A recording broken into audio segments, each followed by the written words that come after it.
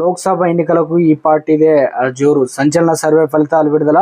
ఒక్కసారిగా షాక్ లో కేసీఆర్ అంటూ వార్తలు అయితే వస్తున్నాయండి. దీనికి సంబంధించి చెప్పడానికి వీడియో చేయడం జరుగుతుందండి. ముందుగా వీడియోస్ ఉన్న ప్రతి ఒక్కరు కూడా సబ్స్క్రైబ్ చేసుకోండి. చాలా మంది సబ్స్క్రైబ్ చేసుకోండి. దయచేసి ఛానల్ సబ్స్క్రైబ్ చేసుకొని బెల్ ఐకాన్ ఆల్ పైన ట్యాప్ చేయండి. ఇలా చేయడం వల్ల లేటెస్ట్ అప్డేట్ మిస్ అవ్వకుండా నోటిఫికేషన్ రూపంలో వస్తుందండి ఫోన్కు. చాలా మంది చూస్తున్నారు కానీ లైక్ చేయడం లేదండి. దయచేసి లైక్ చేయండి, ఇన్ఫర్మేషన్ అందరికీ కూడా తెలుస్తుంది. దేశవ్యాప్తంగా మరికొన్ని నెలల్లో లోక్సభ ఎన్నికలు జరగనున్న విషయం తెలిసిందే.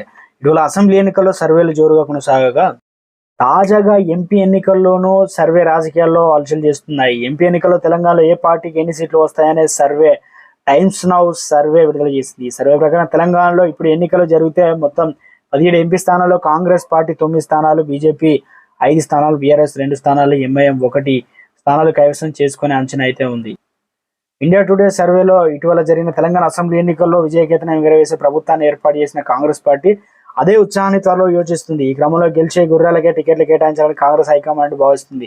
ఇదిలా ఉండగా తాజాగా India today survey local assembly ఎన్నికల్లో తెలంగాణలో నిర్వహించిన మూడ్ ఆఫ్ ది నేషనల్ సర్వేలో అనగా 17 ఎంపీ స్థానాల్లో 10 స్థానాలు కాంగ్రెస్ పార్టీ కైవసం చేసుకుంటుందని పేర్కొన్నారు. కాంగ్రెస్ 41.2% ఓట్లు వస్తాయని అంచనా వేసింది. ఇదే జరిగితే జాతీయ రాజకీయాల్లో ఇండియా కూటమికి బిగ్ రిలీఫ్ అనే చెప్పాలి.